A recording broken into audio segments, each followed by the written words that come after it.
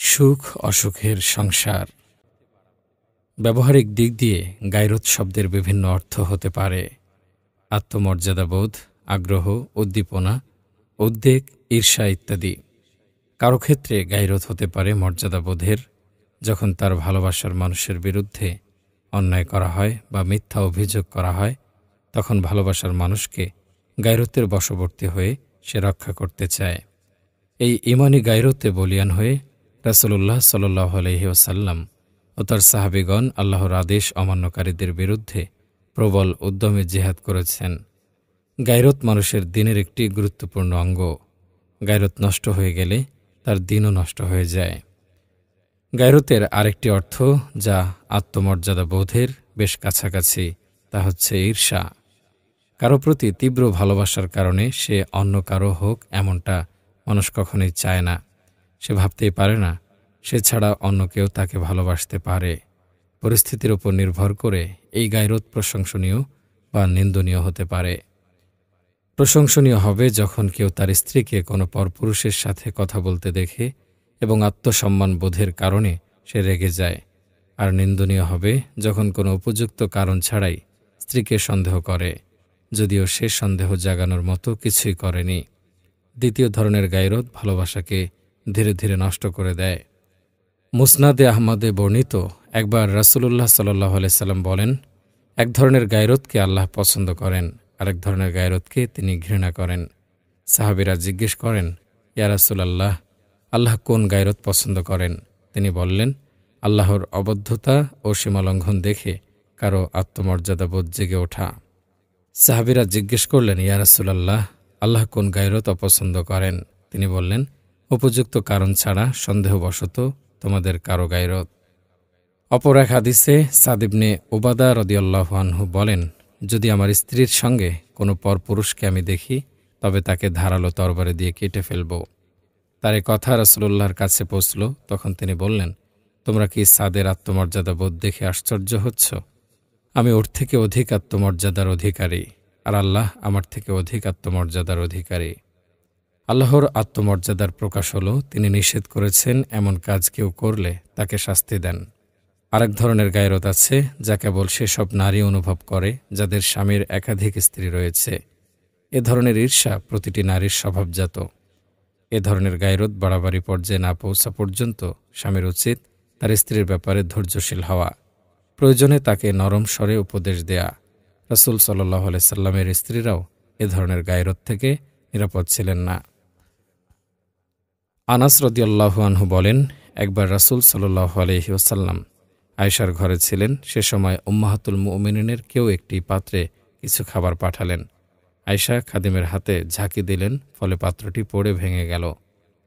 নবীজি সাল্লাল্লাহু আলাইহি সাল্লাম পাত্রের ভাঙা টুকরাগুলো কুড়িয়ে একসাথে করলেন। তারপর খাবার কুড়িয়ে তাতে রেখে বললেন, তোমাদের মায়ের গায়রতে আঘাত লেগেছে। তারপর তিনি খাদিমকে অপেক্ষা করতে বললেন এবং আয়েশার কাছ থেকে একটি পাত্র নিয়ে যার পাত্র ভেঙেছিল তার কাছে পাঠালেন। ভাঙা পাত্রটি আয়েশার ঘরে রেখে দিলেন। রাসূলুল্লাহ সাল্লাল্লাহু আলাইহি সাল্লামের স্ত্রীদের এরূপ ঈর্ষার আরও ঘটনা হাদিসে পাওয়া যায়। ঈর্ষা ও অহেতুক সন্দেহ পরিবারে অশান্তি তৈরি করে, তালাক পর্যন্ত ডেকে আনে। প্রথমত, পুরুষের একাধিক স্ত্রী না থাকলেও স্ত্রী ঈর্ষা ও মিথ্যা সন্দেহে আক্রান্ত হতে পারে।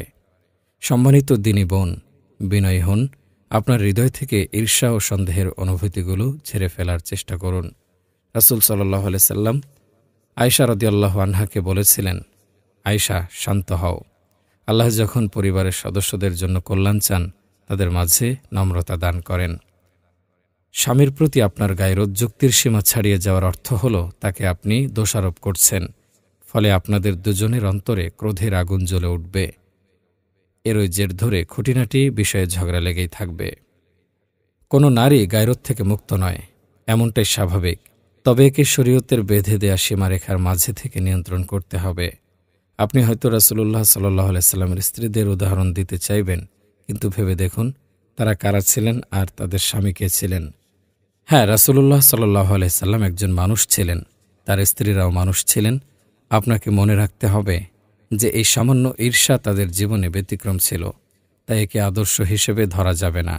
আমাদের মনে রাখতে হবে যখন রাসূলুল্লাহ সাল্লাল্লাহু আলাইহি সাল্লাম মারা যান, তখন আয়েশা রাদিয়াল্লাহু আনহা-এর বয়স ছিল মাত্র ১৯ বছর। ওপরে বর্ণিত ঘটনার সময় আয়েশা রাদিয়াল্লাহু আনহা খুবই কম বয়সী ছিলেন, যে কারণে রাসূলুল্লাহ সাল্লাল্লাহু আলাইহি সাল্লাম তাকে শেখানোর ব্যাপারে ধৈর্য ধারণ করেছেন। পরে আয়েশা রাদিয়াল্লাহু আনহা বড় হয়ে তার নিজের ও অন্যান্য স্ত্রীদের ঈর্ষা এবং সেক্ষেত্রে রাসূল সাল্লাল্লাহু আলাইহি সাল্লামের আচরণ অন্যদের কাছে বর্ণনা করেছেন। এভাবে তিনি যে শিক্ষা লাভ করেছেন তা অন্যদের কাছে পৌঁছে দিয়েছেন। সম্মানিত বোন, আপনার স্বামী রাসূল সাল্লাল্লাহু আলাইহি সাল্লাম নন এবং তিনি কোনো দিক দিয়েই তার আদব কায়দার সমতুল্য হতে পারবেন না। আয়েশা রাদিয়াল্লাহু আনহা ছিলেন রাসূলুল্লাহ সাল্লাল্লাহু আলাইহি সাল্লামের সবচেয়ে প্রিয়। তিনি আয়েশা রাদিয়াল্লাহু আনহার প্রতি যত ধৈর্য দেখিয়েছেন, স্বাভাবিকভাবেই আপনার স্বামীর মাঝে ততটা ধৈর্য পাবেন না। চেষ্টা করুন যাতে আপনার স্বামীর মনে ঈর্ষার উদ্রেক করে এমন কোনো কার্যকলাপ না হয়। তার সামনে কখনোই অন্য পুরুষের প্রশংসা করবেন না, অন্য পুরুষের সৌন্দর্যের ব্যাপারে বলবেন না, কখনোই অন্য পুরুষের বুদ্ধিমত্তা ও প্রজ্ঞার প্রশংসা করবেন না। অনেক নারীর স্বামী মারা যাবার পর বা তালাকের পর দ্বিতীয় বিয়ে হয়। বর্তমান স্বামীর সামনে পূর্ববর্তী স্বামীর প্রশংসা করা কখনোই উচিত নয়। পুরুষেরা এ ধরনের কথা খুবই অপছন্দ করে। এ ধরনের কথা তাদের ব্যক্তিত্বে আঘাত হানে, তার সাথে সে নিজেকে তুলনা করতে শুরু করে। স্বাভাবিকভাবেই তার মনে কাজ করে সে আমার পুরুষত্বে আঘাত করেছে। বর্তমান স্বামী আপনার পূর্ববর্তী স্বামীর ব্যাপারে জানার জন্য জোরাজুরি করলে যতটুকু দরকার শুধু ততটুকুই বলুন। তার প্রশংসা করা থেকে বিরত থাকুন। জেনে রাখুন, পুরুষের প্রকৃতি হল সে তার স্ত্রীর একমাত্র পুরুষ হতে চায়। আপনার স্বামী আপনার মনে সবচেয়ে সুদর্শন, সবচেয়ে স্নেহশীল, সবচেয়ে জ্ঞানী ও সবচেয়ে আদর্শ মানুষ হিসেবে স্থান পেতে চায়। পুরুষদের এই স্বভাবজাত ইচ্ছা জান্নাতে সম্পূর্ণরূপে পূরণ হবে যখন তার স্ত্রী হুরদের মাঝে থেকে বলে উঠবে, আল্লাহর কসম, আমি জান্নাতে আপনার চেয়ে উত্তম কাউকে দেখতে পাচ্ছি না, আর এমন কাউকেও দেখতে পাচ্ছি না যে আমার কাছে আপনার চেয়ে অধিক প্রিয়। প্রিয় দিনী বোন, ঈর্ষা করার চেয়ে বরং এমন সব কাজ করুন যার দরুন আপনার স্বামী আপনাকে আরও বেশি ভালোবাসবে। তার সামনে নিজেকে উত্তম রূপে তুলে ধরুন। আপনার নারীত্বকে তার সামনে পূর্ণরূপে ফুটিয়ে তুললে তিনি আপনার প্রতি আকৃষ্ট হতে বাধ্য। আপনাকে ছাড়া অন্য কারো কথা তিনি ভাবতেই পারবেন না। তার সেবা করুন, তার সাথে নম্র স্বরে ভালোবাসার কথা বলুন, তার জন্য সুন্দর করে সাজুন, তাকে অনুভব করান তিনিই আপনার পুরুষ। বাইরের কোনো মহিলা আপনার স্বামীকে ভুলিয়ে ফাঁদে ফেলতে যা যা করতে পারে তার সবই করুন। পার্থক্য হলো আপনি যা করছেন তা হালাল তো বটেই, বরং প্রশংসনীয়। স্বামীর সাথে এতটাই ভালো আচরণ করুন যেন তিনি আপনার ভালোবাসা ও যত্নের উপর নির্ভরশীল হয়ে পড়েন। আপনাকে ছাড়া অন্য কোনো নারীর যেন তার প্রয়োজন না পড়ে। স্ত্রী নিজ সৌন্দর্যের ব্যাপারে যত্নশীল না হলে, স্বামীর সাথে সম্মানের সাথে মিষ্টি মিষ্টি কথা না বললে, নিজেকে পরিষ্কার পরিচ্ছন্ন না রাখলে, নিজের ওজনকে নিয়ন্ত্রণে না রাখলে স্বামী তার প্রতি অনাসক্ত হয়ে পড়াই স্বাভাবিক। অনেক নারী স্বামীর অন্য নারীর দিকে তাকানোর ব্যাপারে অভিযোগ করেন। দেখা যাবে ওপরে আমরা যেসব চেষ্টার কথা বলেছি এসব তারা একদমই করেন না। এর দ্বারা তার স্বামীর পাপের পক্ষে আমরা সাফাই গাইছি না। আমাদের প্রশ্ন হলো, স্বামীর এই অবস্থা ঠেকানোর জন্য তার করণীয়গুলো কি তিনি পালন করেছেন? না করলে তিনিও ভুল করছেন। কেন ভুলে যাচ্ছেন? পৃথিবীর এত নারীর মাঝে আপনার স্বামী কেবল আপনাকে পছন্দ করেছেন, আপনাকে তার জীবনসঙ্গিনী হওয়ার প্রস্তাব জানিয়েছেন। বোন, বাস্তবতায় ফিরে আসুন। আপনার শত্রু শয়তানের ওয়াসওয়াসা থেকে ফিরে আসুন। বরং তার কথাগুলো শুনুন, যিনি আপনার প্রতি দয়াশীল। মহান আল্লাহ ওই নারীর দিকে তাকান না যে তার স্বামীর প্রতি অকৃতজ্ঞ, অথচ তাকে ছাড়া তার চলা সম্ভব নয়। ঈর্ষার বিষয়টিতে ফিরে আসি। কিছু নারী বলে, স্ত্রী যে স্বামীর ব্যাপারে ঈর্ষান্বিত, এটা স্বামীকে না বোঝানো বোকামি। বরং ঈর্ষার দ্বারা স্বামীকে বোঝানো যায় সে সত্যিই স্বামীকে ভালোবাসে। এটা কোন ধরনের গায়রোত বা ঈর্ষা? যখন তখন ঈর্ষাকে লাগাম ছাড়া করে দেয়া নারীর জন্য বোকামি। এতে তাদের সংসার ধ্বংসের পথে পা বাড়ায় মাত্র। সঠিক ব্যাঠিক, সুস্থতা অসুস্থতা, সত্য মিথ্যার মাঝে কখনো কখনো সূক্ষ্ম ফারাক থাকে যা মানুষ বুঝতে পারে না। তেমনি নারী যে ঈর্ষার প্রকাশ ঘটাতে চাচ্ছে, সেটা ভালোবাসার ঈর্ষা নাকি সন্দেহের, সেই সূক্ষ্ম পার্থক্য স্বামী নাও বুঝতে পারে। আর নারী যখন ঈর্ষার চূড়ান্ত পর্যায়ে চলে যায়, তখন স্বামীকে সন্দেহ করা শুরু করে। স্বামীর প্রতিটি কাজে পিছু লেগে থাকে। পদে পদে স্বামীকে তার কাজ, বন্ধুবান্ধব ও বাইরে থাকার ব্যাপারে প্রশ্ন করে। এভাবে সে তার নিজের অন্তরের প্রশান্তি তো নষ্ট করেই, একই সাথে এককালে তাদের মাঝে যে আস্থা ও বিশ্বাস ছিল সেটিকেও নষ্ট করে দেয়। অবশ্য নারীর ঈর্ষান্বিত হওয়ার সত্যিকার কারণও থাকতে পারে। তার কাছে প্রমাণ থাকতে পারে যে তার স্বামী তার সাথে বিশ্বাসঘাতকতা করছে অথবা অন্য স্ত্রীর সাথে তার চেয়ে উত্তম আচরণ করছে।